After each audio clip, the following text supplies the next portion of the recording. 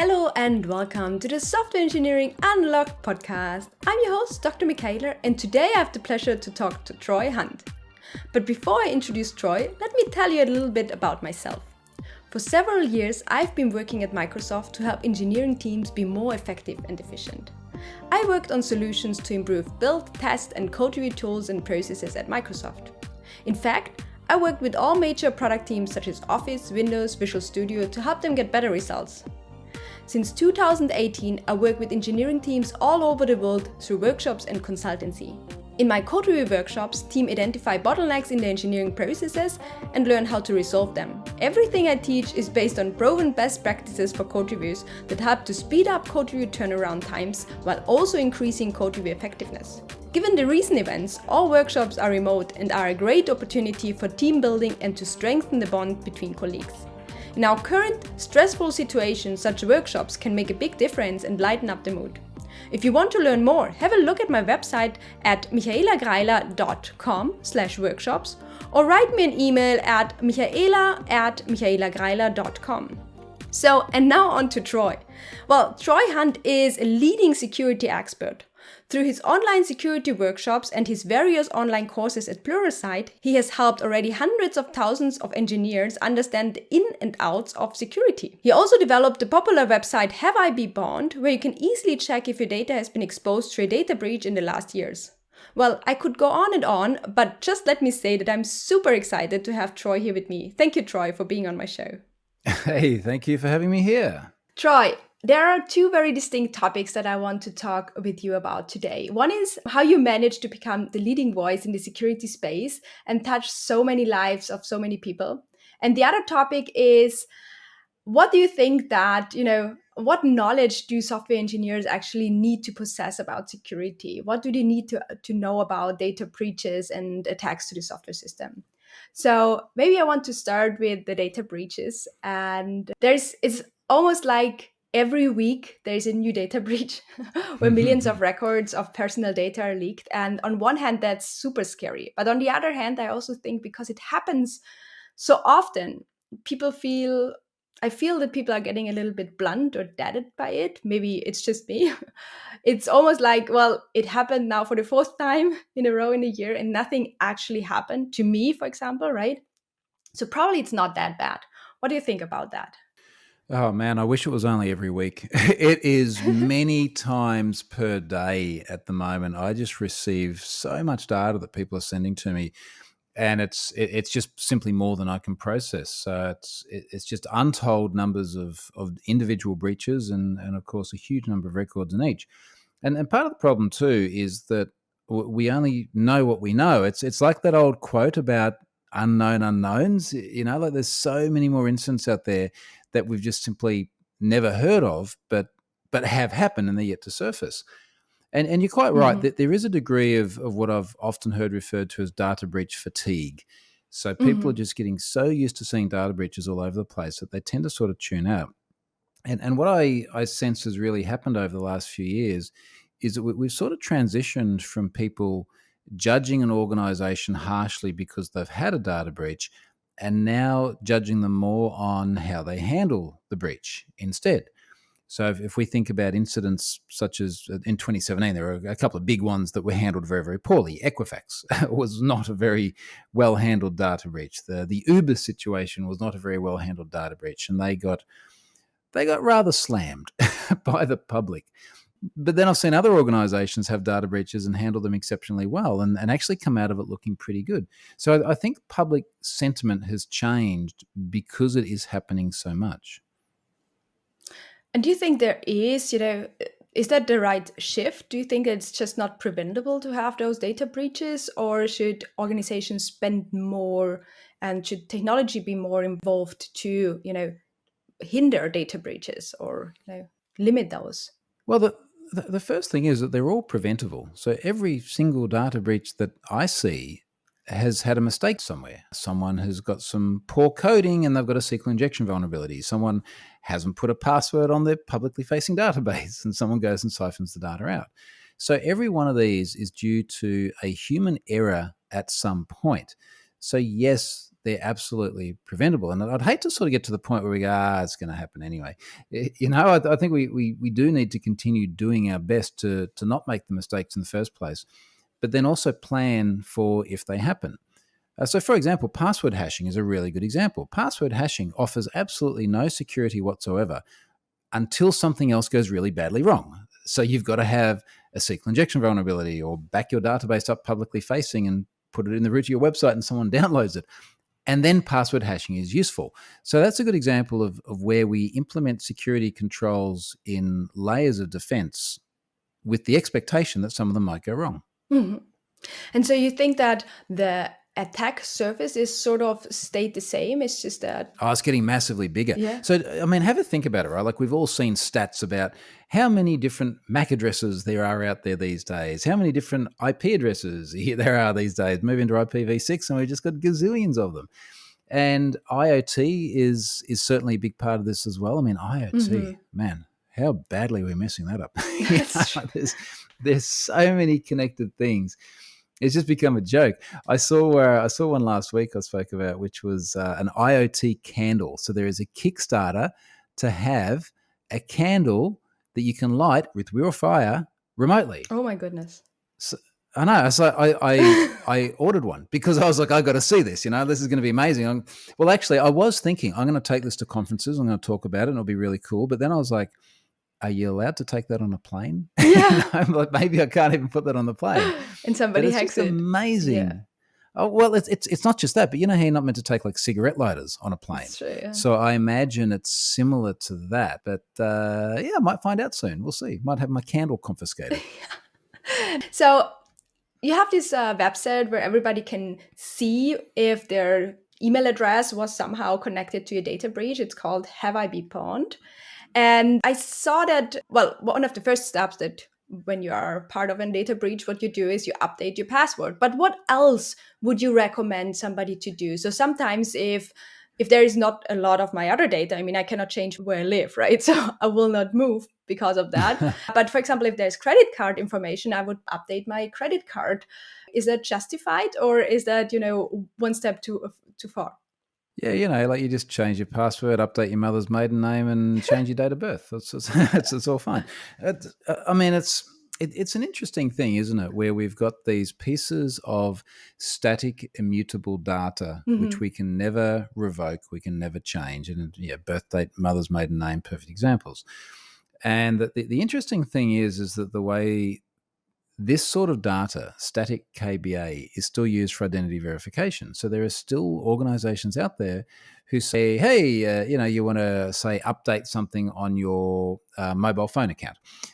Could you just give us your date of birth so that we know you are who you say you are? It's like, well, yeah. So like not only is that in all these data breaches, but also I put it on Facebook and I have parties and, now that piece of knowledge, identity verification knowledge is out there. So that's a bit problematic. The credit card thing is interesting. And honestly, I think the piece of data I probably care about the least is my credit card. And the simple reason for that is that every time I have a credit card that's compromised, and it has happened many times, I do travel a lot and I buy a lot of stuff online, the bank normally calls me up and says, hey, we've seen some fraudulent activity on your card. Was this you? And you look at the transaction and go, no, it wasn't. And they go, okay, no worries. We're going to cancel the card. We're going to refund the money. We'll have a new one in the mail. It'll land in your inbox in a couple of days, your letterbox, if it's like it's still a physical thing, right? And then what you do is you go and update your direct debits or anything else that you have on file for your card, and then you get on with life.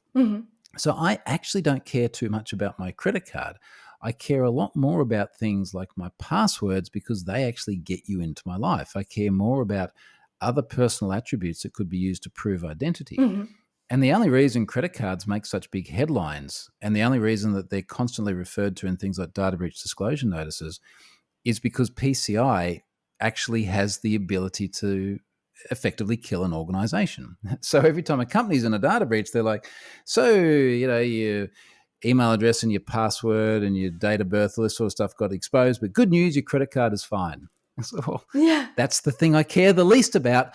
Oh, but you've got to remain PCI compliant. So you're pandering not to the individual, but to the payment card industry. Yeah, that's exactly what I wanted to ask you, because every time I get an email about a data breach, it also suggests slightly that I might not be impacted. So it never says you are not or you are. It somehow, it's between the line. It's like, oh, there have been, 300,000 records, but there are another 3 million that haven't been. And, it's more likely that you are not impacted than not. And so every time I get one of those, I'm like, probably it's not me. But I go and update my password. But yeah, I think that this is probably a good strategy also to make people feel secure even they are not. Yeah, I always wonder as well how much of this is lawyers, right? So I actually had a conversation with a company today that's got a very unpleasant vulnerability. And the guy I was speaking to, he said, look, my legal counsel internally has basically said, don't say anything, don't do anything. And I'm like, mate, if in this particular situation, if you don't do anything, you're going to have a really, really bad day. So lawyers very often I find really don't understand the industry, and a lot of their guidance is out of step with reality. Mm-hmm. And a really interesting example of this is that so many times those individuals who are breaking into websites, dumping data, redistributing it, they don't care. They're anonymous, or they believe they're anonymous. They don't believe anything bad can happen. So all the legal constructs in the world make absolutely no difference to them. And this is where I think lawyers tend to lose the plot a bit. Mm-hmm. So, what are some of the steps apart from updating your password that you would say people should take action on? Well, firstly, if you ever say password in the singular sense, that's a problem. So if it is like, let me just update the one password that I use everywhere, well, there's your first problem. So what we really want to see people doing here is doing what I think most people know they should, which is having strong and unique passwords. So never using the same password in multiple places, always making sure it's strong. And we got to sort of be a little bit clear about those two things as well. Uniqueness is pretty obvious. Don't use the same thing multiple places, because if somebody gets it in one place, then they can log into your other things. But strength is something that's changed in terms of our interpretation of it. So in days gone by, we'd say, oh, if you want a strong password, you got to have uppercase characters and lowercase characters and numbers and symbols. And that the original logic there was that gives you a broader range of characters. And the more characters you have in terms of length and the more you have in terms of range, they multiply each other out and there's more possibilities. The problem is that that's not really how humans work. And I do this really fun quiz. Every time I do a talk and I sort of travel around a lot and I get the same experience no matter where I am in the world, I say to people, like, imagine if you had your favorite password and it's all lowercase and you go to a website and you try to put that password in and the website says, no, you've got to have an uppercase character. What will you do? And everyone all over the world says, oh, I just capitalize the first letter. And then everyone's like, oh, hang on a moment. Why is everyone else doing the same thing? It's like, well, do you think maybe the hackers have worked this out? And then you go, okay, well, you need a number. What do you do? And everyone says, oh, I just put a 1 on the end. So this classic view of what makes passwords strong is not really consistent with reality. So in a perfect world, a strong password, if you want something that a human can actually type in, is going to be something like a passphrase. Yeah, pick a few random words and combine those together.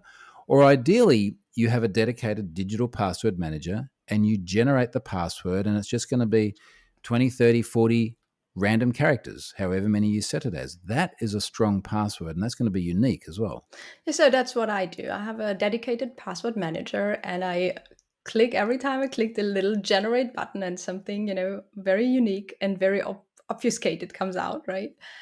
But I'm still like, it gives me a little bit of anxiety because first of all, I have a master password for that one, right? Which is now this super, super secret. And then the second one is if that company gets into a data breach or, what happens if, other things. I don't know exactly what could happen, but I'm not completely at ease. Do you think that I should just sleep very well? Well, the question that normally gets posed is people say, what happens if someone gets into my password manager? And there's a really easy answer. You're screwed, right? Like you're going to have a really, really bad day.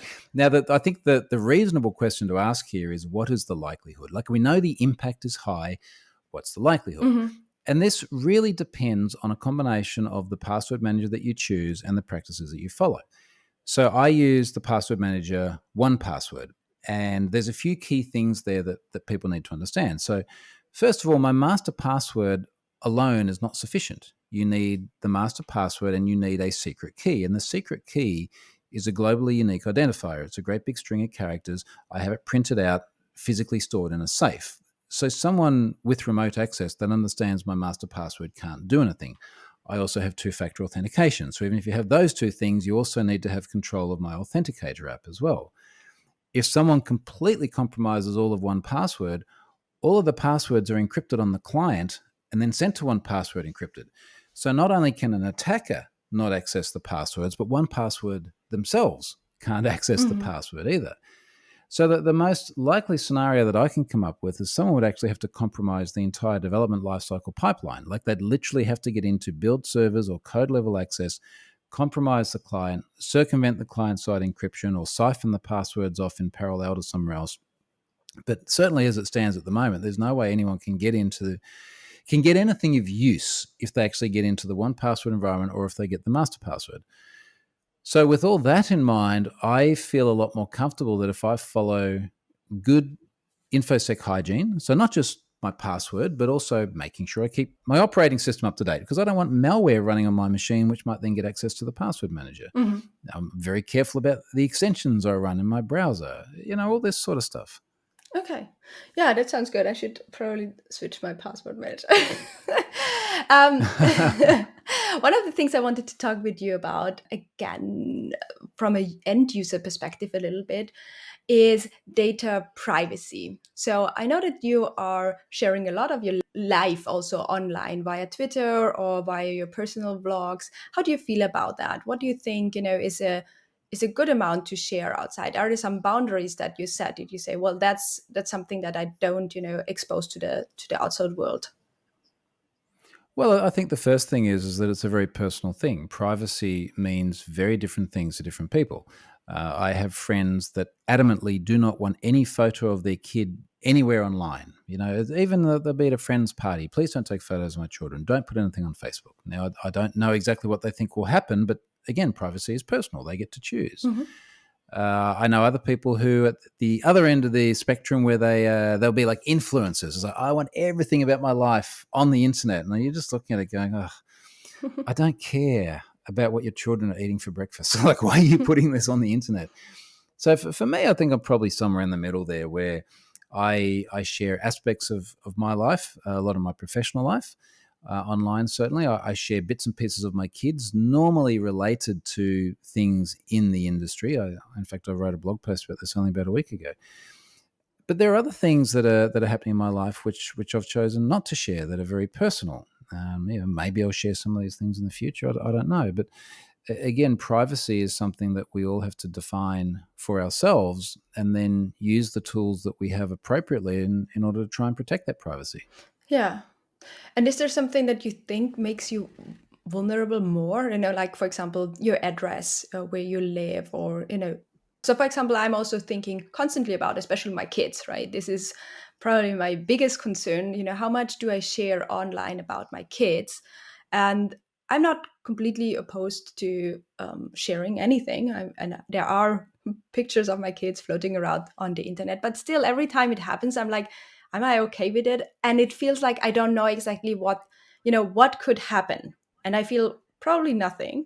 But with AI and things like that, machine learning algorithms that are getting better every day, I'm not sure if I can predict the future enough, to say, well, it's a safe choice to share, for example, pictures of my kids. Do you think that has some foundation, this way of thinking, or is it just a panic? I think the problem is that you represent that in a really binary fashion. Hmm. Is it safe versus what? Like not safe? So if I put a photo of my kid on the internet, is everything going to be totally fine, or is it going to be disastrous? Or is it going to possibly be somewhere in between? And I think part of the challenge is what you've touched on, which is we just don't know in the future. What I do think is really interesting is that the changing social tolerances that we have to online sharing.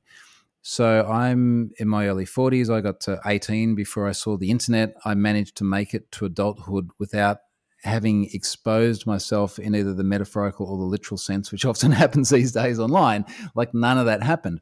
And the difference now is my kids are 7 and 10 years old. So they've grown up in a time where they have never, ever not known YouTube to exist or Facebook to exist or an iPhone to exist. And their social tolerances as it relates to things like privacy are going to be very, very different to ours.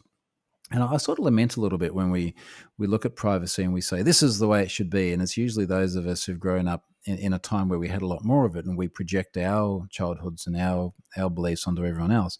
I think the reality of it is that as people get older and generations retire and then disappear and new ones come in and they've never known a world that's different, they're going to have a very, very different view of things. Now, look, until that point, my view of things is that I'm going to share what I feel is necessary and fulfilling to my life and my kids' life. And that's going to be a little bit different to what some other people do. Yeah, I think it's a good answer. And that's probably what I do as well, because as I said, I share, but for each of the information that I share, I'm thinking, should I or shouldn't I, right? And I think it depends also on the kind of information that you're sharing about your kids. Well, I think conscious thought is a good thing, right? Like the fact that you're thinking, is this a good idea or not? Right off the bat is good. There's a lot of other people who are not giving it any thought whatsoever, and they're the ones I worry about a little bit more. Mm-hmm. Yeah, I'm evaluating on a case by case scenario.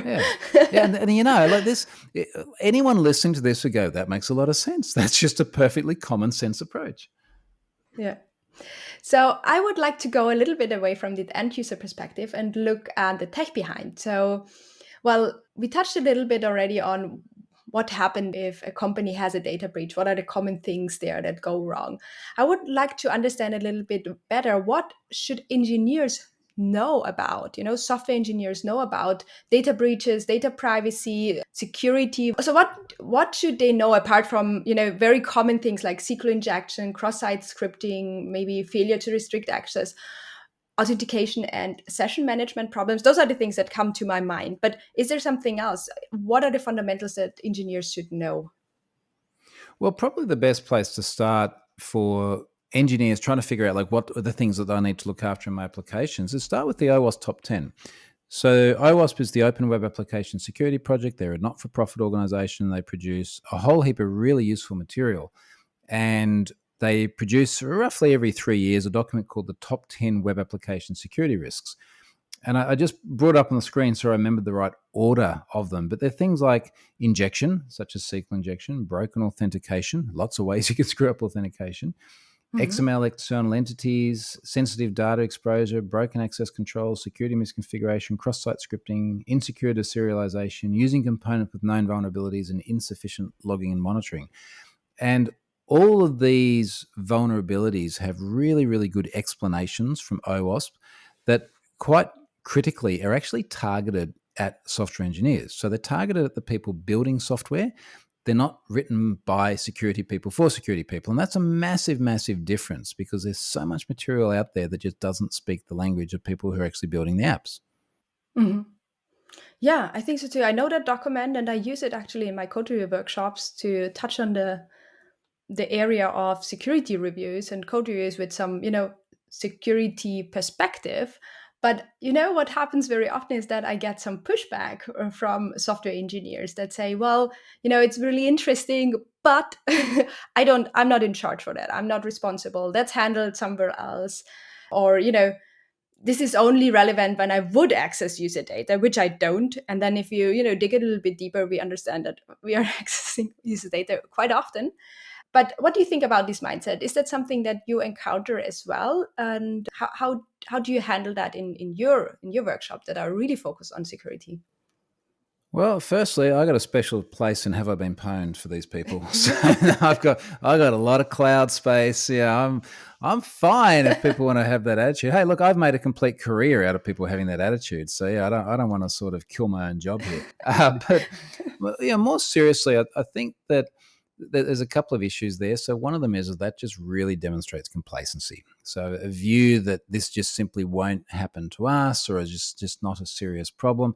And it generally, when complacency is the issue, it generally takes a serious data breach for something to change. I also think that there's a little bit of a not my problem attitude there. And I've certainly seen cases where developers will say, look, there's what the security team does. I do the developing, security team does the security things. And really, security is a shared responsibility. We've got to get this right as a collective whole. We can't just say, chuck it over the fence and someone else deals with it. And the third thing I think is really relevant here as well is that security doesn't necessarily have to be an impost. It doesn't have to be time consuming. It doesn't have to be costly. And if you look at something like SQL injection, the difference in effort and cost between building code which is resilient to SQL injection versus vulnerable to SQL injection, it's the same. It is literally the same. There's absolutely no difference in the effort. In fact, I would argue that there are use cases where building resilient SQL injection code is actually more efficient if you're using object relational mappers or something like that. So I just don't see any good practical reason to have that attitude. I only see ignorance. Yeah, that's true. So I was thinking also about DevOps and now also DevSecOps, and it's more and more on the rise. Do you think that that's also one of the reasons why people have to know more about security than ever before? Or does it stay the same? It's just a different mindset. I think it makes it faster and easier than ever to screw stuff up. So and look, I love the principles behind this. I love so much of what we're trying to do in that area in the industry. It just makes sense. The challenge is that because of the rapid iteration of software and those rapid release cycles as well, we do run the risk of circumventing what might have been a more formal security process in the past. Now, I think a lot of those formal processes have their own issues, but what it really does is highlights the shared responsibility thing again. And so, hey, you want to write software fast and release quickly, you're really going to need to buy into this security stuff because we can't go and manually penetration test every single release anymore. Yeah, that's true. So if you are, I know you're consulting also with organizations. So what do you advise them about more formal strategies? What do you tell them, for example, about code reviews or security reviews? What are your advices in that area? So I look at it in a little bit of a continuum about where we actually want to implement each part of this. So, for example, developer education, I think, is absolutely critical. Now, I have a vested interest because I run workshops and I have courses and all that sort of thing. But it just makes sense because it's such a cheap thing to do compared to all the other security things that you can spend your money on. So I would love to just start from the basis of, hey, let's not try to screw this up in the first place. Let's actually avoid writing bad code. And we do that with education. But then we do have more formal processes that we can implement as well. Now, they may be everything from code reviews to automated analysis. There are some great automated analysis tools out there for both static and dynamic analysis.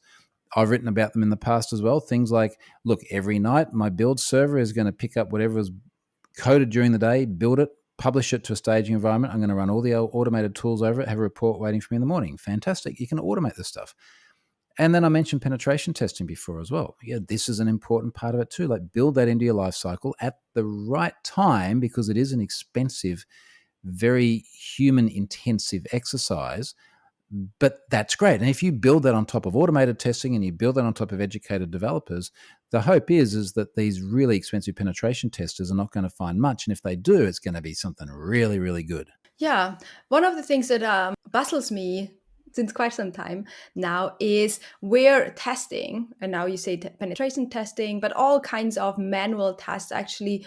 When do they take place, and where do they have space in this, very continuous deployment, continuous delivery life cycle? You said you have to think about when you do it because it's expensive, but when do you think are good times to do it? Is it daily or is it weekly, or how do you figure out what a good cycle would be for that? Well, ideally, you want it to be a continuous process. So, to my example before, things like dynamic analysis, it's machines doing the work, right? Like, let that happen on a nightly basis. Tell me if I've deviated from whatever baseline I expect to be there. Fantastic. I would definitely like to see things like penetration testing, manual penetration testing done at key phases of a project. So, for example, at initial release or major revisions. Now, your problem here is that you can make a very, very, very small change, and that could be disastrous as well. So that certainly doesn't solve your problem. But that normally gives you a good overview of the whole thing. And then you can do the likes of a combination of dynamic analysis and integration tests to try and pick up those little changes that you might make that cause vulnerabilities as well. But one of the principles that we've had a lot in the industry in recent years is this idea of shifting left. Mm-hmm. So if you picture your software development lifecycle, and we go like we're all the way to the left-hand side of the scale, where like let's say the design phase, let's try and shift security into design and get stuff right there, rather than letting it filter through into build, deploy, sustain, all this sort of thing. Mm-hmm. Mm-hmm. And so how would it look like, for example? How would security take place during the design? What would you think about? Well, I mean, a good part of that is actually having a security review of the design. Now, yeah, that's the sort of thing that I'd love to see security teams involved in. So if you're in an organization that's large enough to have a dedicated team, get their input on that. So, for example, are we storing passwords in what we now believe is the best practice today? Are our password criteria correct as per today's standards? That's something that can Mm-hmm. change. At that design phase, what components are we going to use? Are we using any components with known vulnerabilities? I mean, that was one of the things in the iOS top 10. How are you going to keep those components up to date? They're good discussions to have even before a line of code is written. So one of the things that I wanted to ask you about is about sensitive data. So for example, a lot of the companies like Facebook, Google, Twitter, they have like tons of relevant and highly sensitive data about millions of people worldwide. Yet I don't see that they are regulated extensively, if they're even regulated, right? It's minimal to non-existent regulations there. On the other hand, for example, the European Union has regulated each small website to, spam, I would say spam people about their cookies, right?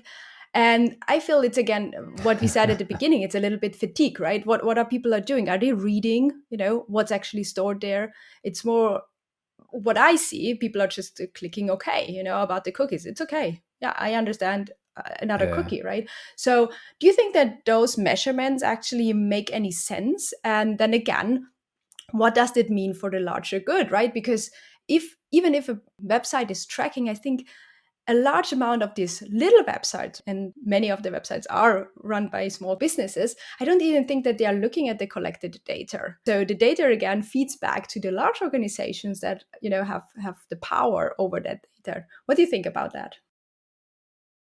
Well, look, certainly one of the first things we've got to recognize when we talk about regulations in government, they're traditionally always behind the curve when it comes to technology. Technology marches ahead at absolutely unprecedented pace, and then government sort of tries to catch up and figure out what to do. So that's certainly a problem.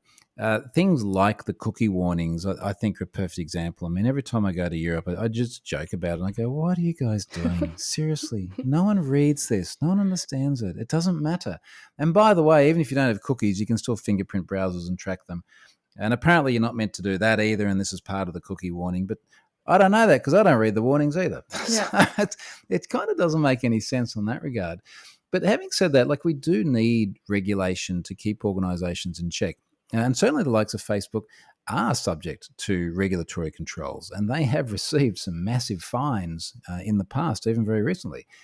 And some people argue that, well, Facebook's worth $1 gazillion, so yeah, a fine of hundreds of millions of dollars isn't that much, but that's still a very significant amount of money. So they are certainly subject to regulatory controls. I think the question then is, are the penalties sufficient in order to dissuade them from doing the wrong thing, or do they need to be higher? And look, we've obviously got regulations like GDPR, which are designed to try and apply some pretty stiff penalties for organizations that do the wrong thing. And the question is how much that's actually being a preemptive control and stopping it from happening in the first place versus a slap on the wrist after it Mm-hmm, happens. mm-hmm. Yeah, yeah, that's true. Maybe I want to switch a little bit gears again. I want to talk about your career as well. So I would like to understand a little bit more how everything started. So can you bring me back to the time when you were not a security expert, not a thought leader, but you are just at the beginning of your journey to become one? Where were you in your life? What did you think about? Why would you do that? And what were your first steps into that direction? Yeah, so look, I started out as a developer. I mentioned earlier, I saw the internet when I was 18 in the mid 90s, and I just wanted to build software for the internet. And I actually started out doing a computer science degree at university, realized that the internet was too new for universities. They didn't have any courses about it. So I did about 80% of the degree and then eventually just dropped out Mm-hmm. and went and just went, screw this, I'm just going to do it myself. So started going and doing a lot of software development, and I freelanced for a while, and then worked at a bunch of different companies, financial institutions, interactive TV. And then a large portion of my career was I spent 14 years at Pfizer Pharmaceuticals, originally as a developer and then as an architect. And that was sort of the a big chunk of my career. It's been more than half my working life. And as I was in that job, and particularly towards probably the last 5 years that I was in that role, I just started getting very upset with no longer coding. I mean, this is one of these sort of problems we have in this industry where a lot of organizations will say, yeah, hey, if you're a developer, if you want your career to progress, you've got to stop doing that and do something Mm-hmm. else, which really super sucks if you actually like developing and would also like a career. So I did the other thing. I did the architecture thing, and I missed the development so much that I started blogging, and I started writing a lot of blogs about software related things. And one of those things was security, and security just got a lot of traction. So every time I'd write about security, people were like, "Oh, this is amazing! You should do more of this." Mm-hmm. And I kind of, oh, okay, I'll do a bit more of this. And I just found that there was a niche in there which hadn't been met. Yeah, so it's really you're following what people wanted you to write about. And so when did you make the shift from being an employee to being self-employed and saying, well, now I'm going all in? Have you had your Pluralsight courses already, or how did that change happen? So I've actually got a talk about this. It's a talk called Hack Your Career. Hmm. So if you do a Google for my name and Hack Your Career, there's a YouTube video. I've done it a couple of times now. In fact, I was looking at it just an hour ago for another blog post I was writing, and I was like, "This, I think this is my favorite talk." Yeah, it's the only sort of soft skills talk I think I've done before, but it's my favorite talk. And in there, I talk about how I started to eventually hate my job. So this is now sort of 2014 era. I got a new boss. The new boss really didn't understand what I did. He was in the Philippines. I was in Australia. Big cultural differences. My Aussie honesty and directness probably didn't go down very well with him, which, if I'm being honest and direct, I didn't really care about. And we really didn't see eye to eye, and I was just hating the job. And I eventually had the very joyful opportunity to take a redundancy. So they ended up making 4 different roles that were based out of Australia, but worked across Asia Pacific redundant. We're in a part of the world where we were sort of the most expensive market, looking after the cheapest market. We were contracting, they were expanding. It just didn't make sense. And the joy of a redundancy is the company's sort of saying, look, it's not you, it's me, Hmm. right? Like they're going, you're fine. We just don't need the role anymore. And as such, we need to pay you a lot of money to go, which is good. Yeah. So I got paid, I think it was almost like a couple of years worth of pay to go. And I managed, at that time, my Pluralsight courses were going really well. So I just went and started doing that, and then heaps of other things on top of it. Yeah, I think that's a really good start. Many people would wish for. So there were actually several things. So your topic was being picked up by folks around the world. They found it interesting. You were already doing Pluralsight courses, and then you are not happy with your day job, and you get this opportunity.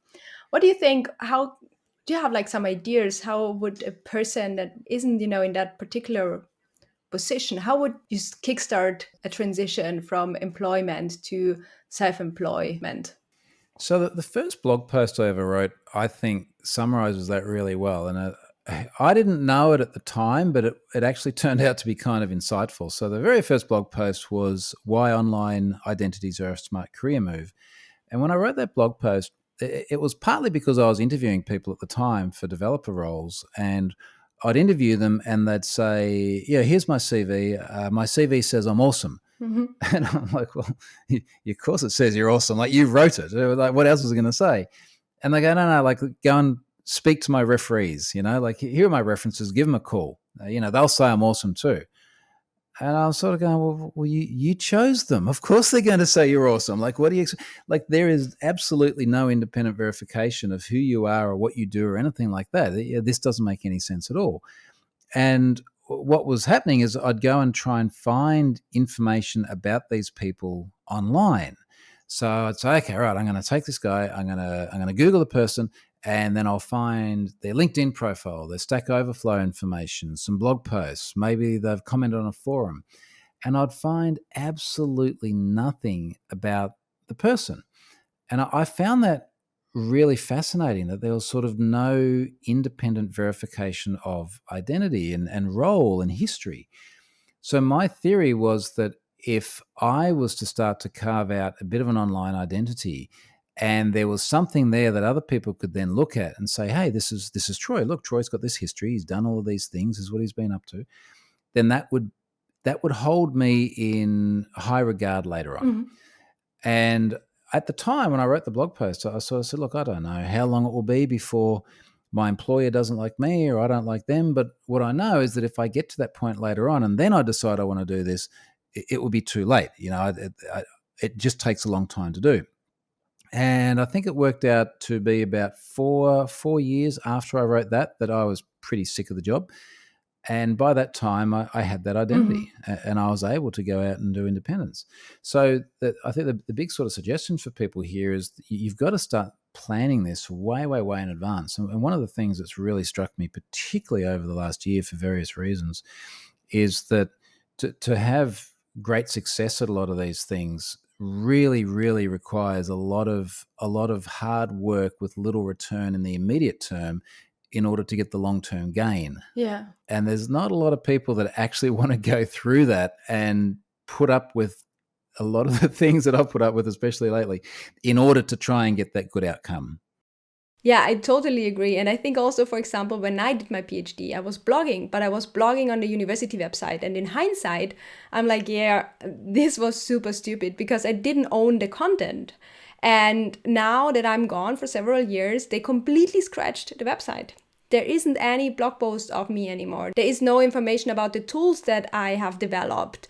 And the things that I've written just don't exist anymore. So I should have owned that content and I should have put that on my own website. But yeah, it was a lack of awareness. I wasn't completely aware that I should do that. And so, yeah, I think that for many people, even if you do just a little bit, as you said, it takes a lot of time, but maybe you don't have to produce each month a blog post, but maybe you write something every half a year. And if you do that over a long time, it will compound to a substantial portfolio that people can look at and say, well, you did that. What do you think about that? I think that the real key thing here is to have autonomy from your organization. Now, that this doesn't have to be in conflict with your organization, whether it be a university or the job you go to day in and day out. Certainly doesn't have to be in conflict. It can be very complementary, but you've got to think of yourself as an independent individual and an identity who's going to a job, and one day it might be a different job. And if you can't do that, I think you really carry forward a big risk. I mean, an interesting story about this is that when Pfizer made these roles redundant, the way they did it is a week after Christmas in 2015, there was a meeting scheduled.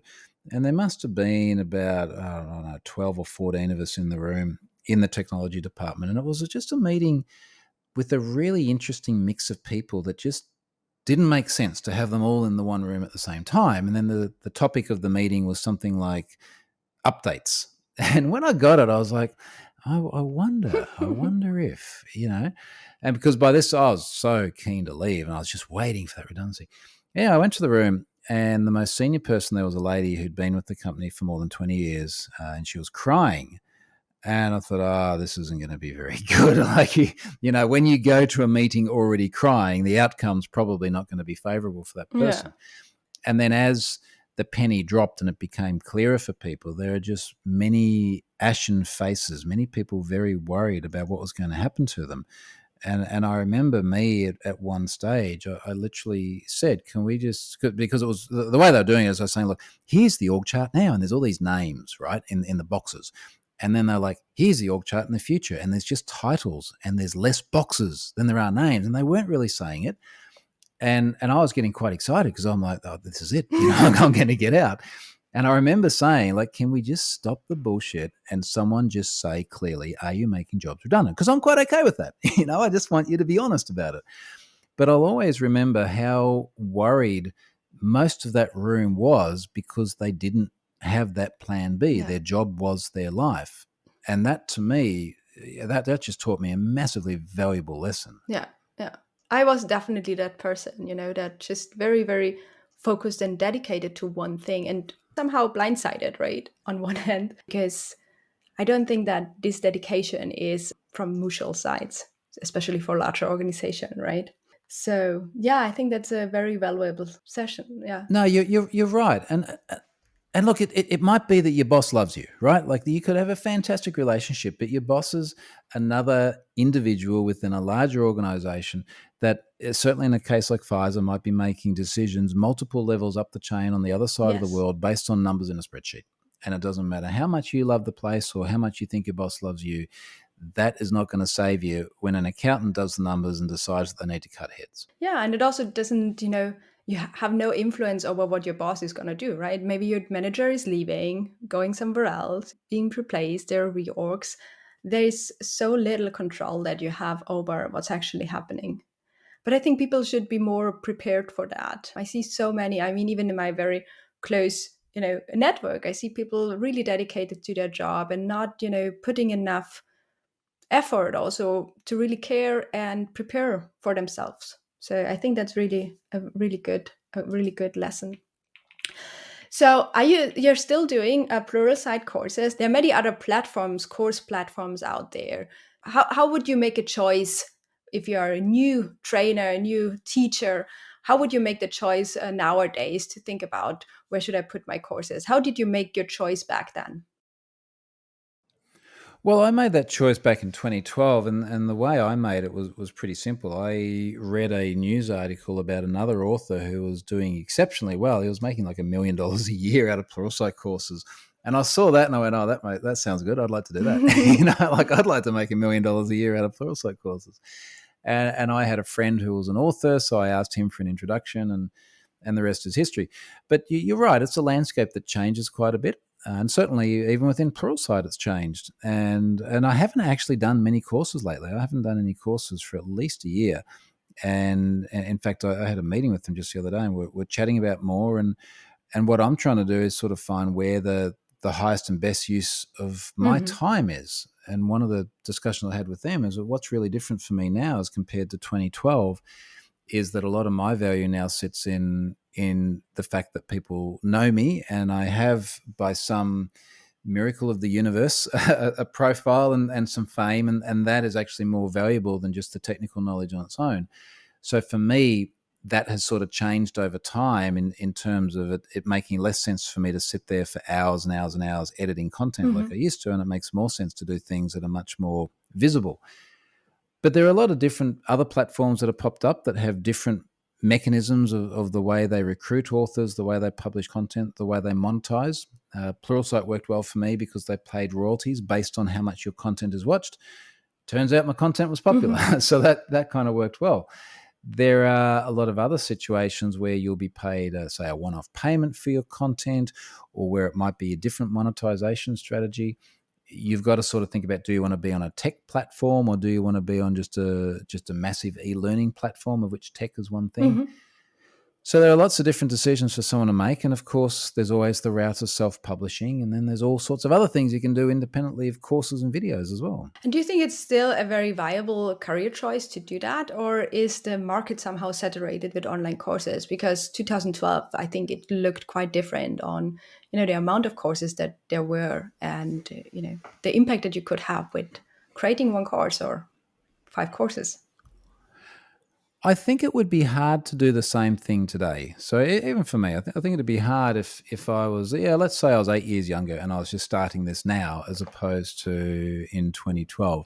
I think it'd be much, much more difficult for my content to rise above everyone else's, which is what's kind of needed in a royalty-based model. And I guess the only reason I sort of hesitate is that no matter what the industry is, as one opportunity declines, there are always others that emerge. And there are lots of other ways of making money online, becoming independent, getting your content out there. There are a lot of other ways today than what there were before. Now, there's probably lots of things that I haven't even thought of as well. So I don't think that the way I did it in 2012 is the way to do it today, but that's not to say that there's not still great opportunities. And do you have some idea of what are in your mind, the best opportunities that are right now there for people? Well, that would be giving my secrets away. Look, it does really depend. So obviously, I think a lot about what makes sense for me. And, one of the biggest opportunities for me in terms of a combination of the effort required and then the exposure and then the return on the effort is the workshops, because I've created the content. I don't do any preparation. I turn up in a bank for 2 days. I talk, I leave, I send a bill, job done. So it's actually super, super easy. But that's something which is going to be a lot harder for some other people to do. The conference speaking, Yes. I do a lot of commercial conference talks these days, because there are companies that run events that are commercial in nature, and they want someone who can keynote and scare people about cyber things. And that seems to be something I can do these days.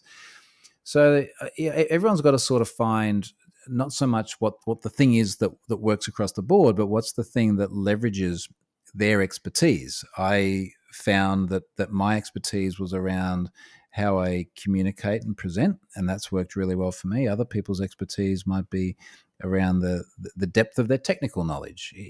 Find the thing that works for you. Yeah, I think also you're in a really different place right now, because being, a thought leader already, I don't think paid speaking gigs are a big opportunity for others, right? So very often I even read online on Twitter that people have to, pay for going to conferences, having to pay their accommodation there, or things like that, right? So I think there are really worlds between you and others right now. And let's be clear, because you've used that term a couple of times now, the thought leader thing. Yeah. Like, I didn't sit there 10, 11 years ago, and I started blogging and go, what I want to do? I want to be a thought leader. Like, I started doing other things, and then this followed. So I think if people sort of sit there and they master plan this whole thing out too much, and they have this end goal in mind, I suspect that is probably going to lead to a lot of disappointment as well. So that I strongly believe the reason it all worked out so well for me is that I started doing this at a point where I didn't have to do it, and then I just adapted and I did what felt right, and I changed on a very, very regular basis, and I still do that today. And in fact, I was just thinking the other day, like, I've actually got to sit down and plan things out a little bit, because the only thing that I've ever done is just reacted to the environment at the time. Mm-hmm. And I think that's a very good strategy. So, because you said thought leader, do you feel that you are a thought leader? Is that something that, when you think about yourself, do you think about a thought leader? It's not sort of a front of mind thing. I mean, I'm conscious of it insofar as if I put messaging out there positively about something, negatively about something that influences people's perceptions. I'm conscious that I've got a platform and a bit of a megaphone now. So, for example, if an organization does a bad security thing, I know that I can sort of shame them a little bit and usually get results. And that's something which it's almost like with great power and responsibility, so on. So, I'm very, very aware of that. Some people are very unhappy, actually, that I have the ability to do that. They get upset if I shame. But I got a blog post on that. I don't really care about that. So, I will link all the blog posts you mentioned in the show notes. So I actually think that having a platform and a voice and then being in an influencer position, it can really allow you to do some pretty awesome things. So I think about examples where organizations have been doing some fairly woeful security things, and I've been able to write about it or tweet about it and get it changed in ways where someone who didn't have that following or profile wouldn't, simply because the organization gets shamed, they get negative press, and then they're like, oh, yeah, we better not do that anymore. Yeah. So one of the things that really interests me is, how do you get that information? How do you get information about the data breaches? How do you get information about those companies? Is that like some informants give you that data anonymously or something like that? Or how can I imagine that? Well, for things like data breaches, people always send it to me. It's just constantly sending it to me. So even if I look at my inbox at the moment, there's someone here, I won't say their name, the title is New Data Breach, and then there's the name of a website here I've not even looked at yet. And the CEO here. So here's the data. The data is from this website. This is a server that does something very particular. I'm very confident about the legitimacy of this breach since it contains my own personal information. So yeah, good on him. Other individuals included the breach may not be security conscious as myself, so I thought it would be worthwhile having it included in Have I Been Pwned. And this one's only got about 7,000 records or something in there, so I might not even be able to justify doing anything with it, which is a really kind of sad thing to say. Mm-hmm. But it all is inbound. So it's always people popping up, sending me DMs or sending me emails or encrypted chat messages going, hey, here is more data. Okay. And then they point you to a server where you can, for example, download the data, or how does that work? Yeah, so very often, and I've done a number of talks where I explain and show this, but very often people do things like put it on MegaNZ. So MegaNZ is a really great file sharing platform. They'll drop the data in there, and then they'll send me a link, and then I download it and verify it, and if it's all legit, load it up. Okay, yeah, that sounds an interesting process. So there's also a lot of manual actually work involved from your side to have that website running. Do you have any plans for that website for the future? Yeah, the biggest day I've had was about a year ago. I had 10 million people in a day come to the website. So yeah, that was popular. I actually announced in April I was going to look at finding another organization to acquire it. And I announced it in June. I started the process in April. And I wrote about that at the time. And literally today I've been writing the blog post which will announce the outcome of that. So I really hope in the next week or two I can get that out there. And that's just been an interesting year. Let's just say that much. Yeah, that's true. So I think from my side, especially because we are running out of time, I would like to wrap up that interview. Is there something from your side that I haven't asked you, where you think that's an important message that you have and that you want to share with my listeners? Oh, look, I just think it's been a really interesting set of questions around both the security side and the career side of things. And I guess if nothing else, I'd just suggest that people really sort of think about where they want to go with their career and take control of it. It's just such an amazing industry. In fact, I wrote a blog post. There's a blog post for everything. You can include this one, which was around, in fact, I wrote it, I think it was the last day of 2018. It was around fundamental financial tips for technology professionals. There's I read a bunch that of one. Stuff in there. All right, cool. So it's, man, every time I do something of like a soft skill nature, people find it really interesting. So maybe there's a lesson there for me. So I would encourage people to read that, think about what they're doing in the industry and the amazing opportunities they get working in tech. Yeah, I think that's a very good closing things. I read that blog post. It was amazing. I will also link it down there. So thank you, Troy, for being on my show today. It was really a pleasure. My pleasure to be here. Thank you. Yeah, thank you. I hope you enjoyed another episode of the Software Engineering Unlocked podcast. Don't forget to subscribe, and I'll talk to you again in 2 weeks. Bye.